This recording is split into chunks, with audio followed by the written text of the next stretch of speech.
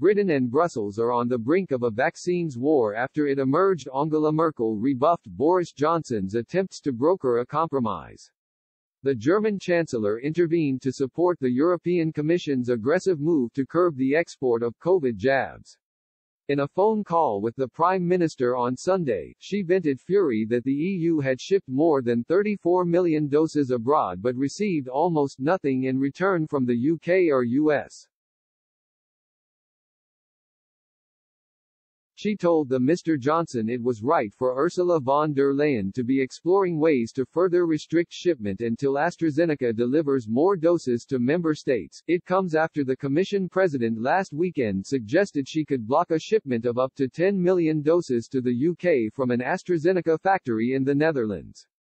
But a growing alliance of EU capitals are uncomfortable with her plans to use emergency powers to confiscate life-saving coronavirus vaccines heading for Britain. The group fear they will not be able to overrule the German bureaucrats' attempts to seize control of shipments destined for our shores. Dutch PM Mark Rutte has called for urgent talks between Brussels and Downing Street to avert a full-blown vaccine war over the stocks at the Hallex facility in Leiden. The move would see Number 10 agree to free up production capacity at the plant, which currently only supplies Britain, to make jabs for Europe too. He was joined by Irish Premier Michael Martin, who warned bureaucrats could endanger the bloc's jabs rollout by threatening Britain's supplies.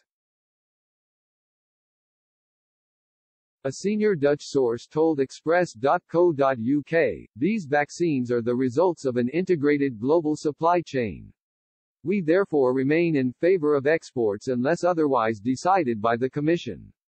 At the same time, we must avoid a tipping point whereby exporting to third countries becomes problematic. That would result in a lose-lose scenario. To avoid that, Brussels, London and AstraZeneca must compromise on the doses produced on the continent.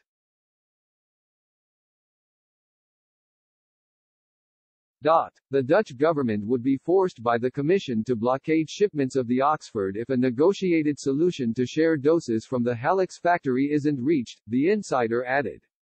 In a radio interview, Irish PM Mr. Martin called for an end to the argy-bargy between Brussels and London, and warned the bloc's export ban would be a very retrograde step. He said, if you start putting up barriers, other countries may follow suit in terms of some of those vital raw materials that are required to make the vaccine. If we start that, we are in trouble.